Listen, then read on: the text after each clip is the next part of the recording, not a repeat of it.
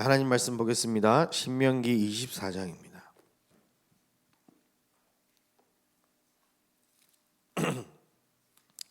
신명기 24장 19절로 22절입니다.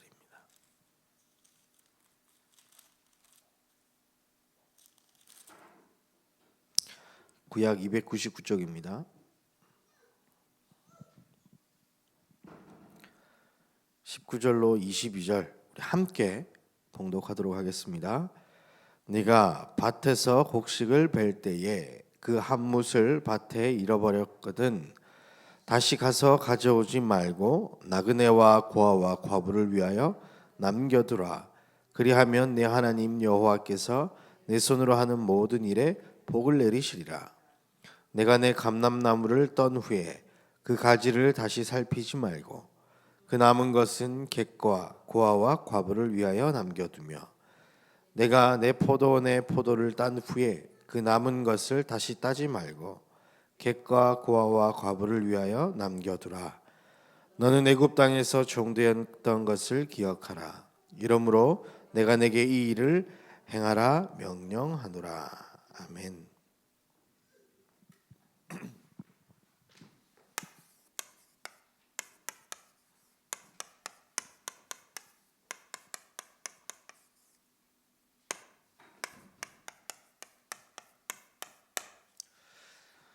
하나님의 복지 정책, 우리에게 주어진 최고의 복지 정책, 그것을 누리고 확인하고 점검하여 우리의 인생 속에 참된 기쁨과 감사가 넘쳐나길 소원합니다. 특별히 추수감사절, 수장절의 축복을 하나님이 우리에게 허락하시고 이 땅에서 살면서 하나님 나라를 누리다가 또 영원한 하나님 나라를 보장받은 최고의 인생을 우리에게 허락하여 주셨습니다. 그래서 참 기쁨과 응답 이미 우리에게 주어졌으니 우리가 잘 누리고 있는지 점검하고 확인하는 이번 한 주간 되어졌으면 좋겠습니다. 우리 강단에서는 하나님의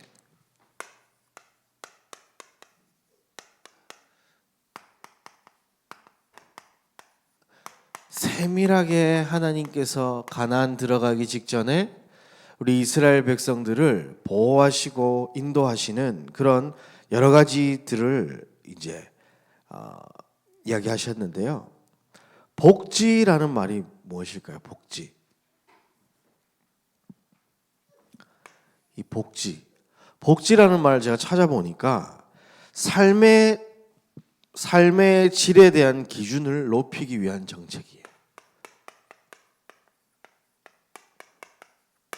자, 그래서 하나님이 주신 삶의 질을 높이는 정책과 사람이 만들어가는 삶의 질을 높이는 정책은 완전한 차이가 있습니다.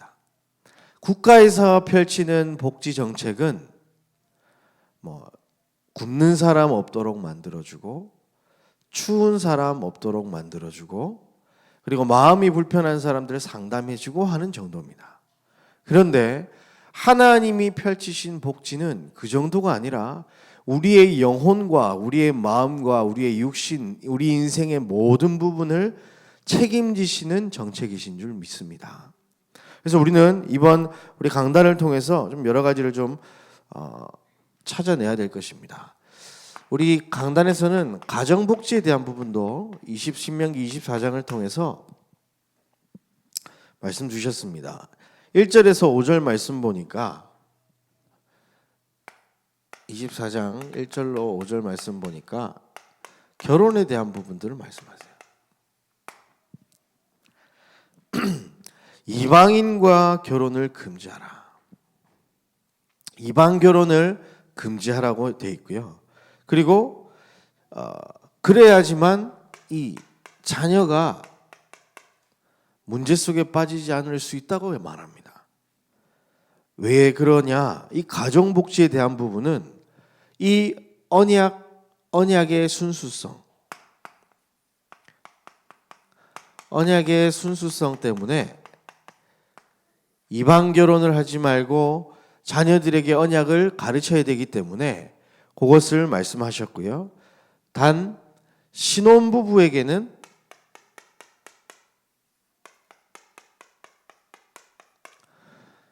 남자에게 병력을 면제해주는 그런 일들을 했습니다. 왜냐하면 언약 자손을 생산해야 되기 때문에. 그래서 하나님이 가정복지를 주신 가정에 주신 이 복지 혜택의 중요한 부분은 언약 전달에 있습니다.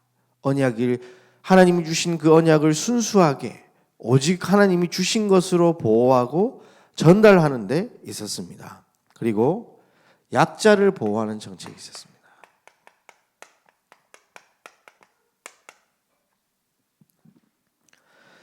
6절에서 22절 말씀 보면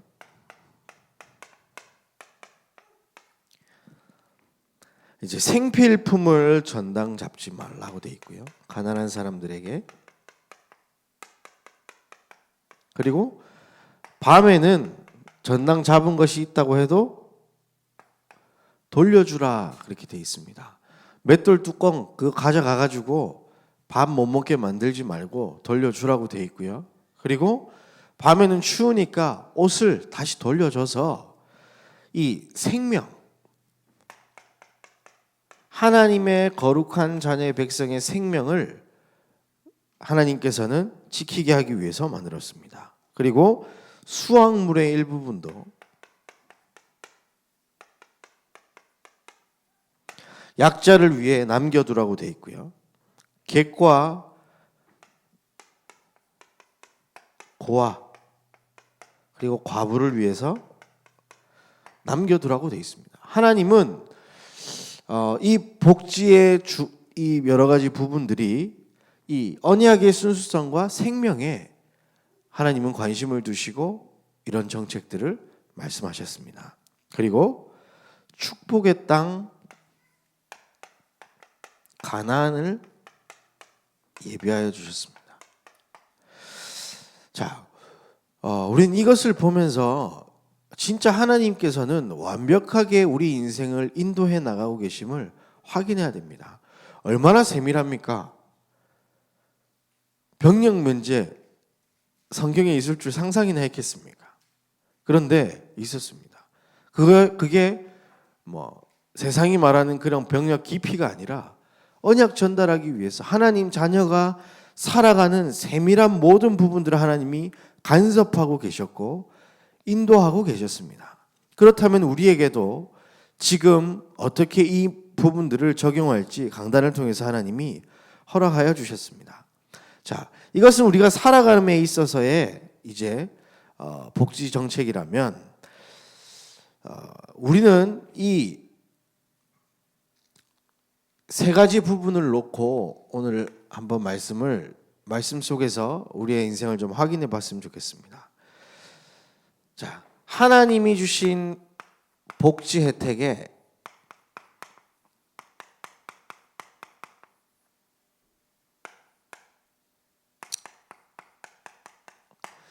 시작은 어떤 것이냐? 바로 하나님은 하나님의 자녀 아닌 사람들에게 복지 혜택을 주신 적이 없습니다.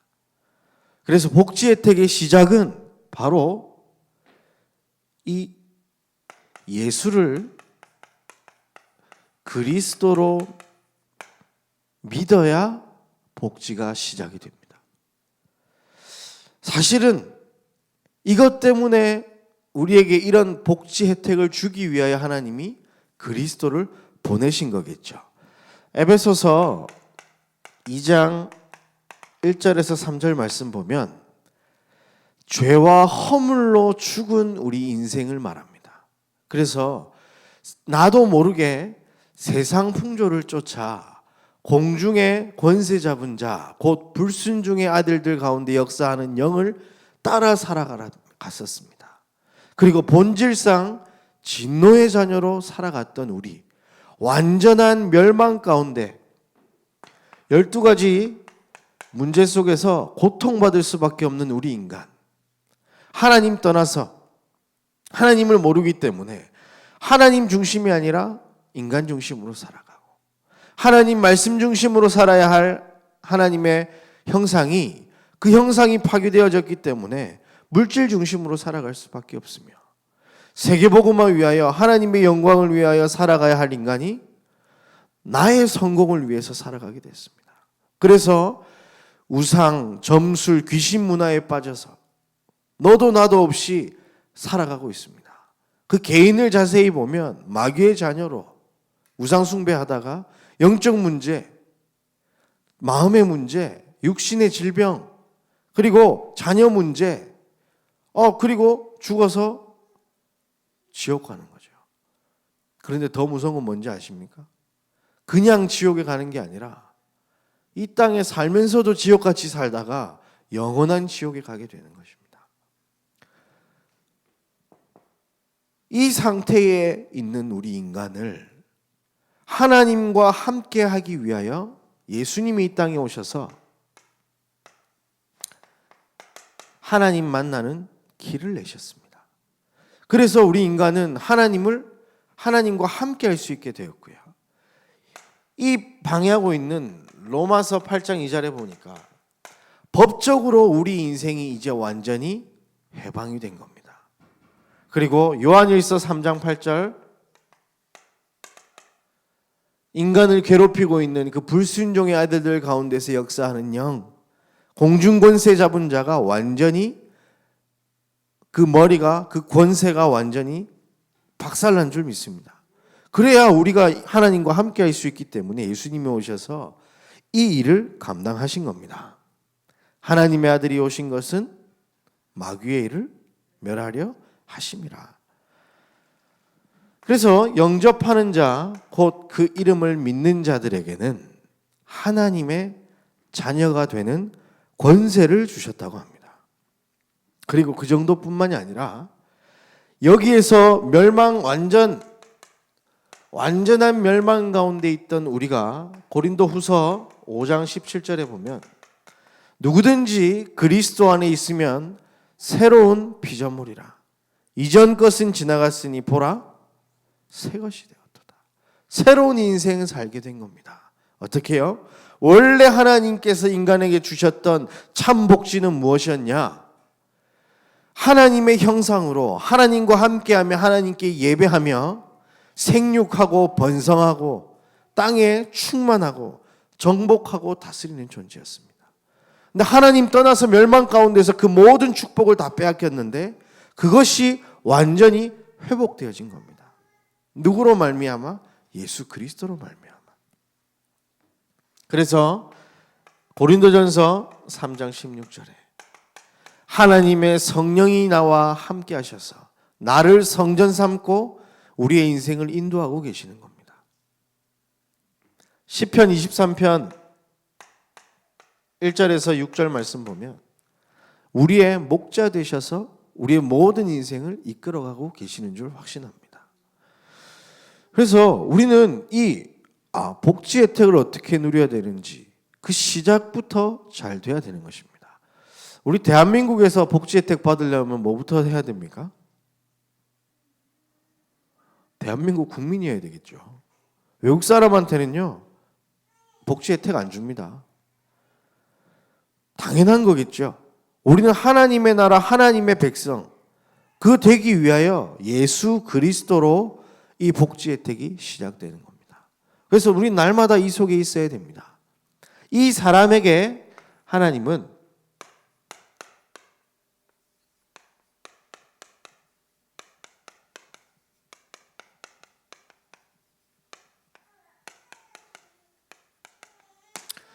진짜 축복들을 예비하시고 이 속에서 모든 것을 해 나가십니다. 바로 예배입니다. 복지 혜택의 시작은 그리스도로 시작하지만 그 속에서 우리에게 모든 복을 어디에서 통해서 주시냐? 예배를 통해서 쏟아부어 주십니다. 그래서 우리는 예배 드리는 겁니다. 우리가 예배 드리는 게 힘들고 어려운 게 아니라 예배 드릴 때마다 참된 기쁨과 평안, 축복이 다 그 안에 숨겨져 있는 겁니다. 제가 애를 낳고 나니까 주변에서 혜택 받는 거 여러 개 많이 알려줘요. 뭐 주민센터 가면 뭐 달에 뭘 챙겨준다 뭐부터 해서 또 이번에 뭐 하나 또 신청하시던데 그게 뭐였더라? 그 산모에게 주는 뭐 그런 혜택도 있고요. 뭐 여러 가지 혜택이 많더라고요. 그런 거는 우리가 잘 알아봅니다. 그런데 영적 복지 혜택이 우리가 어떻게 받아야 되는지 사람들이 관심이 없어요. 밥 조금 덜 먹어도 됩니다. 우리가 옷 좀 춥게 입고 다녀도 됩니다. 그런데 우리의 영혼이 병들어 있다면 그것은 심각한 문제인 겁니다. 우리는 이 영적인 복지 혜택에 최고 관심을 가지고 하나님께서 말씀을 통하여서 우리 인생에 어떤 혜택을 주실 건지에 대해서 우리는 날마다 관심을 가지고 거기에 집중해야 될 줄 믿습니다. 제가 나라에서는 그런 복지 정책을 막 펼치고 있어요. 근데 제가 신청 안 하면 못 받아 먹어요. 그죠? 하나님은요, 모든 복을 예배를 통해서 다 쏟아붓고 계시는데 내가 예배에 관심이 없다면 우리는 그 축복을 다 받을 수 없게 되는 겁니다. 그래서 진짜 예배 이 속에서 모든 것을 찾아 누리시길 바랍니다. 예배의 뜻은 뭐냐면 경배하다. 그리고 엎드리다.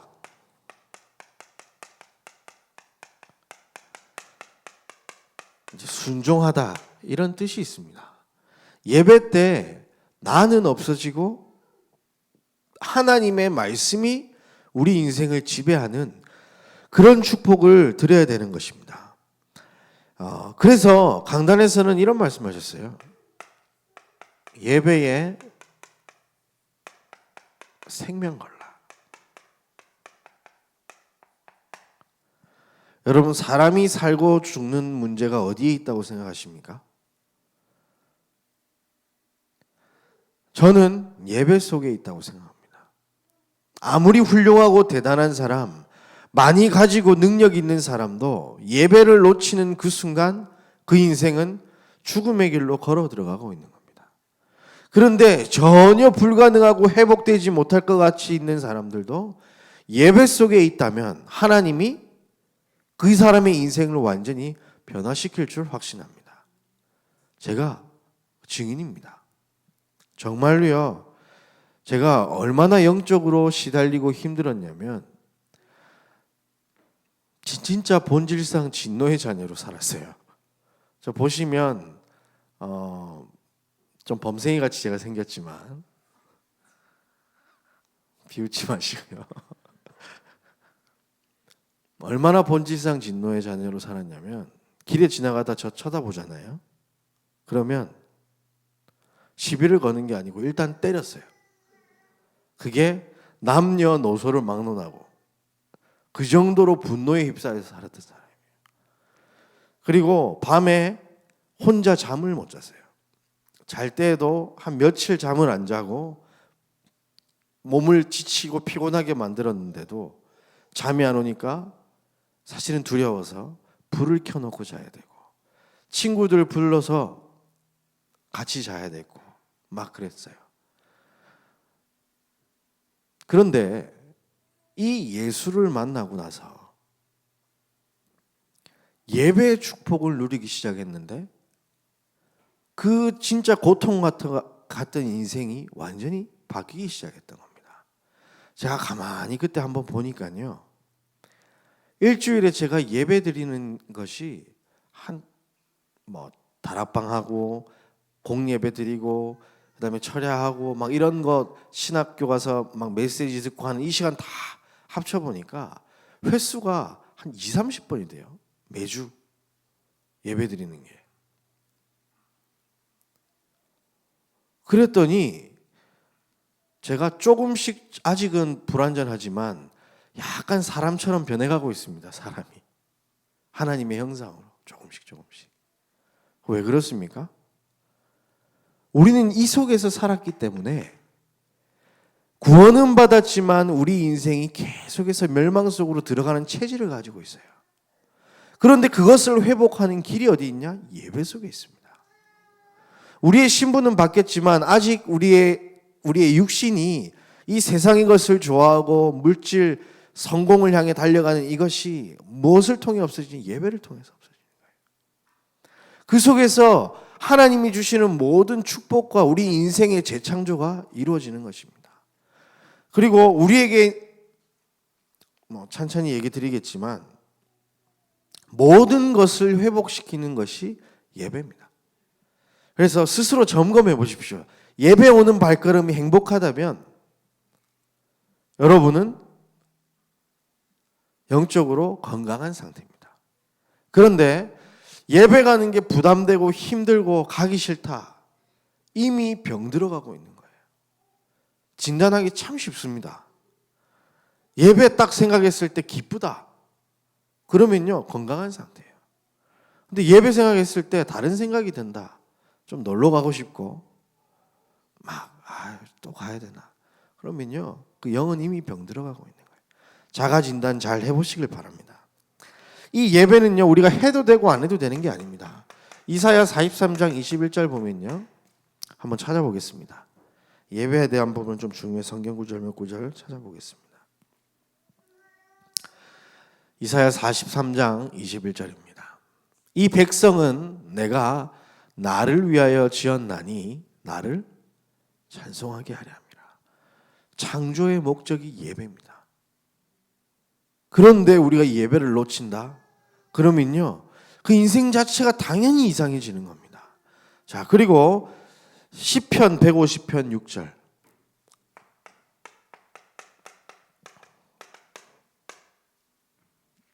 시편 150편 6절.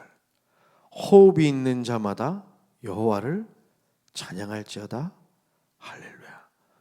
여러분, 호흡의 이유가 예배에 있습니다. 여러분, 오늘 왜 살아가십니까? 하나님의 영광을 위하여, 하나님께 예배하기 위해서 우리는 살아가는 것인 줄 믿습니다. 그래서 예배를 빼놓으면 안 되는 거예요. 저희 교단 워낙 전도, 선교, 제자, 렘넌트 여기에 방향 맞추고 갑니다. 그런데요, 그거보다 더 중요한 것이 예배입니다. 예배를 안 드리고 전도, 선교, 제자, 렘넌트 말이 안 되는 얘기예요. 예배 속에서 이 예배라는 것은 내가 온전히 하나님께 사로잡혀서 살아간다고 시인하고 하나님께 영광 돌리는 겁니다. 나는 죽고 하나님이 내 인생을 지배하고 이끌어 가시는 것을 말하는 겁니다. 그래서 정말로 여러분의 인생이 이 예배 속에서 모든 것이 회복되어지는 은혜가 있길 바랍니다. 에베소서 1장 11절에서 12절 말씀 보면요, 모든 일을 그의 뜻의 결정대로 일하시는 이의 계획을 따라 우리가 예정을 입어 그 안에서 기업이 되었으니 이는 우리가 그리스도 안에서 전부터 바라던 그의 영광의 찬송이 되게 하려 하심이라. 여러분의 삶과 여러분의 인생이 하나님의 영광의 찬송되시기를 예수님의 이름으로 축복합니다. 그것이 우리가 이 땅 살아가면서 누려야 할 가장 중요한 부분입니다. 이것이 예수 그리스도를 믿음으로써 시작이 되어졌으며 예배를 통해서 그 모든 축복을 다 받는 것입니다. 그래서 초대교회를 보면요, 이 예배에 대한 부분들을 우리가 지금 적용해야 될 부분들을 가지고 있습니다. 자, 주일 예배 때 우리가 모이는 교회죠. 모이는 교회에서 어떤 예배를 드립니까? 사도행전 2장 42절에 보면 그들이 사도의 가르침을 받아 서로 교제하고 떡을 떼며 오로지 기도하기를 힘썼다고 되어 있습니다. 말씀과 기도와 교제, 포럼과 그리고 하나님께 이 모든 것을 가지고 영광 돌렸습니다. 이걸 보고 전도 또 찬송 그리고 예물도 여기에 포함되어 있죠. 모일 때마다 우리는 이렇게 해야 됩니다. 말씀과 기도 속에 하나님께 우리가 소통하며 그리고 사도의 가르침을 받아서 서로 교제하고 포럼하며 하나님께서 주신 그 응답을 가지고 하나님께 영광 돌리고 예물을 드리는 거예요. 이 모든 것 속에서 하나님은 우리에게 세밀하게 인도하시고 역사하실 줄 믿습니다. 예배 하나만 잘 드려도요, 저는 장담하건대 로또 맞는 것보다 훨씬 낫습니다. 예배 한 번이에요. 로또 한 번은요, 그 인생을 오히려 망하는 길로 인도하실 수도 있지만 예배 한 번 잘 드리면요, 우리의 영혼이 참된 쉼과 평안을 얻습니다. 돈이 없어도 살 수 있는, 가진 것 없어도 살 수 있고 누리는 것 없어도 참된 행복을 누리는 비밀이 예배 속에 있는 겁니다. 왜냐하면 우리는 그런 하나님의 형상으로 창조되어졌기 때문이에요. 그리고 이 응답을 가지고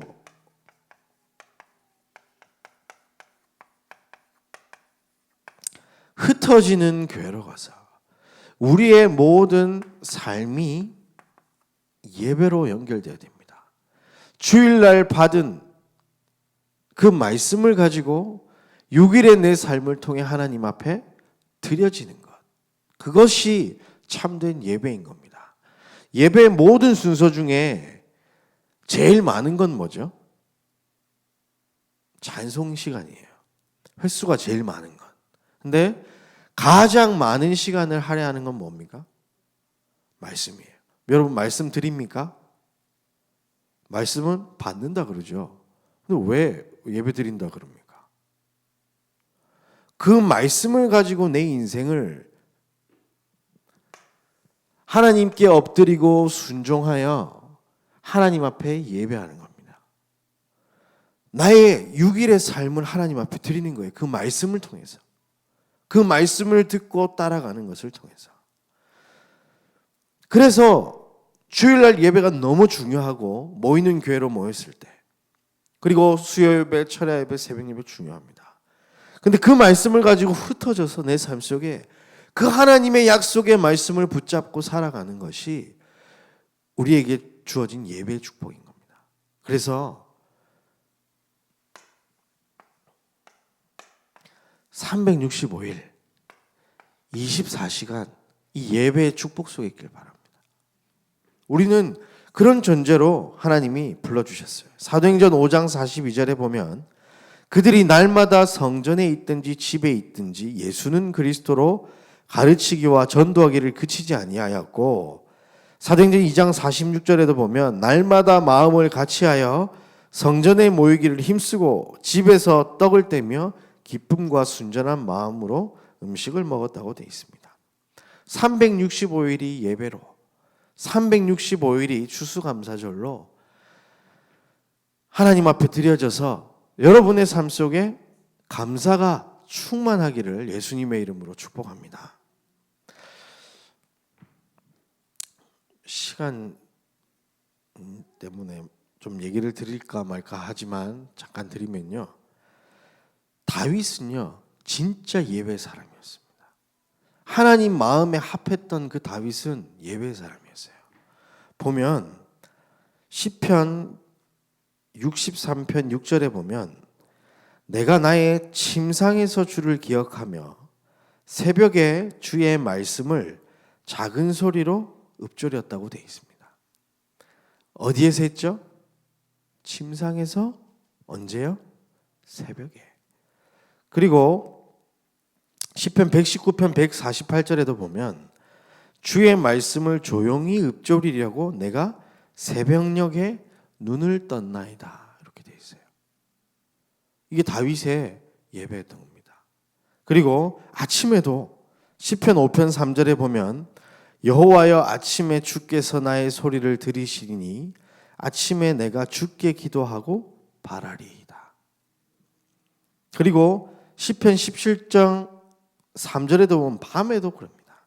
주께서 내 마음을 시험하시고 밤에 내게 오시어서 나를 감찰하셨으나 흠을 찾지 못하였사오니 내가 결심하고 입으로 범죄하지 아니하리라. 그리고 보십시오. 시편 23편에 보면 2절에 오직 여호와의 율법을 즐거워하여 그의 율법을 주야로 묵상하는도다. 시편 119편 97절에도 보면 내가 주의 법을 어찌 그리 사랑하는지요. 내가 그것을 종일 작은 소리로 읊조리나이다. 71편 8절에도 보면 주를 찬송함과 주께 영광 돌림이 종일토록 내 입에 가득하리이다. 심지어 위기의 순간에도 시편 71편 24절에 보면 나의 혀도 종일토록 주의 의를 작은 소리로 읊조리오니 나를 모해하려 하던 사람들의 수치와 무한을 당함이니이다. 어떤 상황 속에서도 아침도 밤에도 종일토록 하나님께 예배하며 말씀을 읊조리고 기도했던 자가 다윗이었던 겁니다. 그러니 이런 고백을 할 수 있는 겁니다. 여호와가 나의 목자시니 내가 부족함이 없으리로다. 내가 사망의 음침한 골짜기로 다닐지라도 내가 해를 두려워하지 않으면 주께서 나와 함께 하심이라. 왜냐고요? 그가 실만한 물가로 푸른 풀밭으로 나를 인도하시기 때문이에요.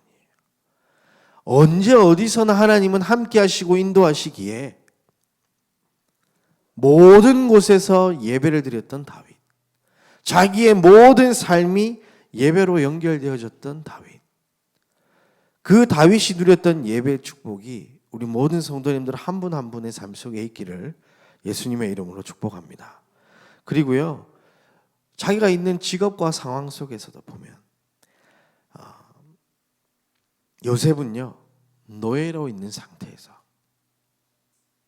그리고 바로왕 앞에 가서도 그 모든 인생은 하나님께 영광 돌리는 예배였습니다. 그리고 광야길 가면서 모세는 하나님 앞에 계속해서 예배했습니다. 뭐 내 상황이 어때서 예배 못 드립니다 이러지 않았어요. 예배가 곧 생명이기에 생명 걸고 그 가치를 알았기 때문에 생명 걸고 예배하는 겁니다. 그리고 사무엘상 7장 9절에도 보면 미스바에서 온 이스라엘과 함께 예배를 드리는 것이 사무엘이었습니다.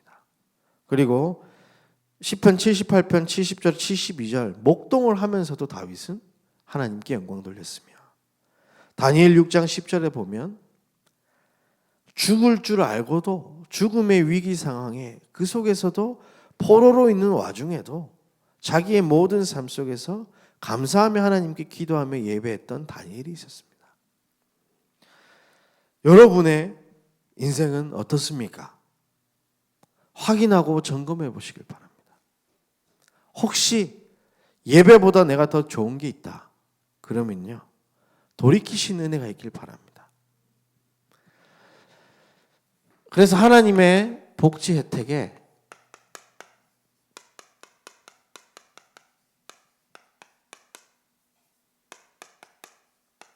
결론, 하나님이 예수 그리스도를 믿는 믿음으로써 이 모든 복지가 우리에게 시작되어졌으며 예배를 통해서 그 모든 축복을 우리에게 허락하셨고, 어떤 응답을 누리길 원하시냐?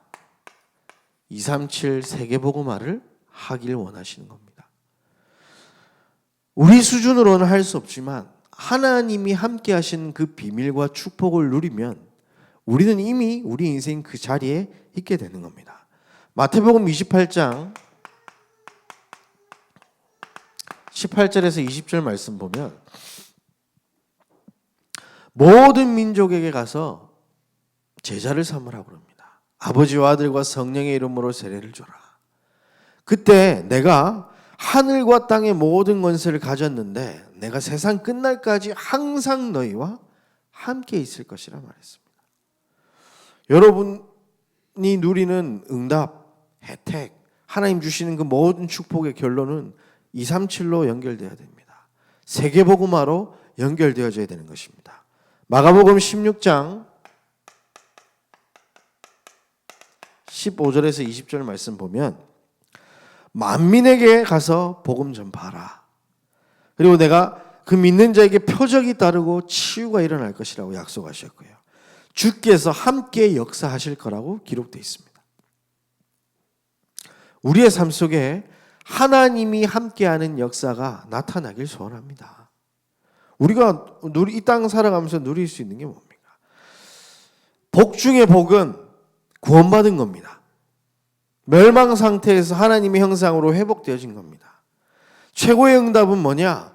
하나님이 우리와 함께 하시는 겁니다. 그것에 누리는 최고의 응답이 예배 속에 있는 것이고요. 그것을 가지고 237개 나라를 살리러 가는 겁니다.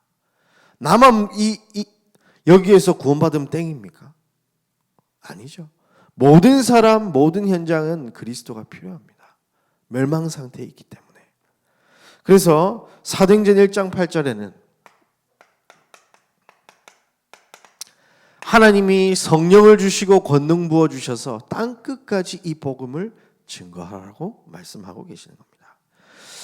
그래서 우리 이번 한 주 동안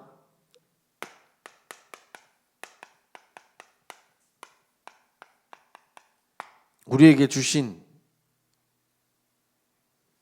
점검하라고 주신 제목들이 있습니다.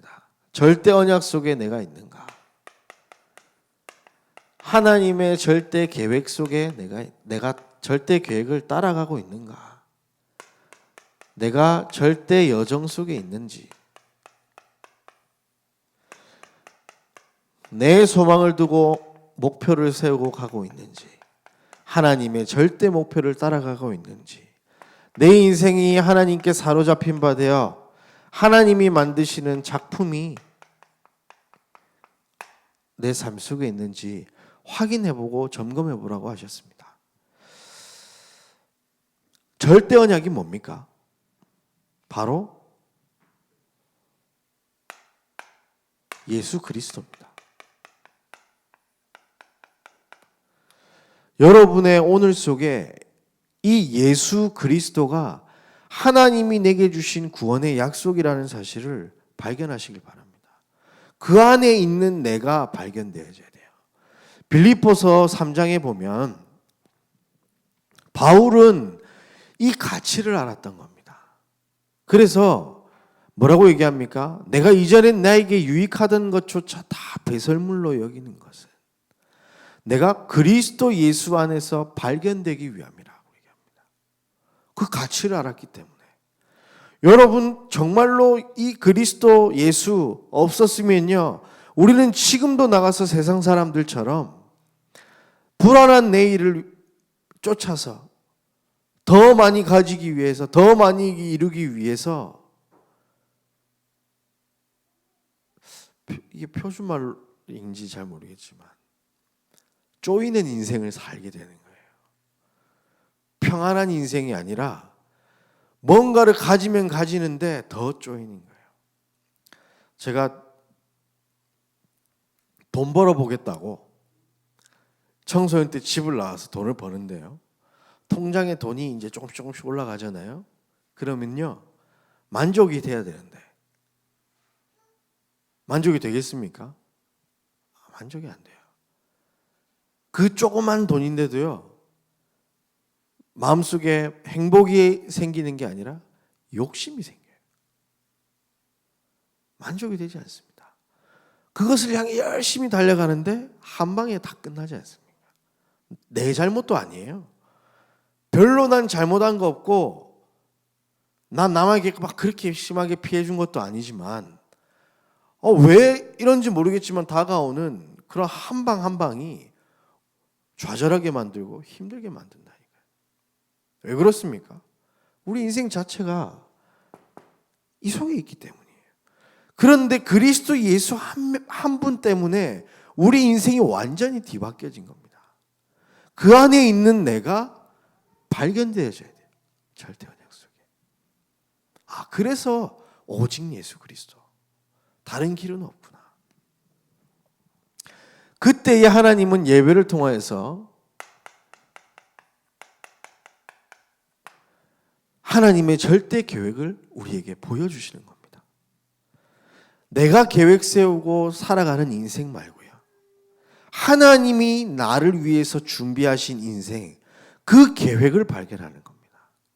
빌립보 1장 6절에 보면 너희 안에서 착한 일을 시작하신 이가 그리스도 예수의 날까지 이루어 가신다고 말하고 있고요. 2장 13절에 보면 너희 안에서 행하시는 이가 하나님이시라고 얘기합니다. 우리 인생은 사실 하나님의 계획 속에 있고 그것을 위해서 살아가는 겁니다. 그런데 내가 이것을 알지 못하고 거부하니 하나님은 다 모든 축복을 쏟아붓고 있는데 찾아 누리지를 못하는 겁니다. 그러면 나의 오늘 속에 함께 하시는 하나님을 따라가는 것이 절대 여정입니다. With Emmanuel Oneness. 나와 함께 하시는 하나님, 우리와 함께 하시는 하나님, 모든 것을 합력하여 선을 이루시는 하나님, 그것을 우리는 누려가는 겁니다. 오늘의 삶 속에서. 그걸 보고 여정이라고 합니다. 하나님이 인도하시는 여정. 그리고 하나님의 절대 목표인 237을 향하여.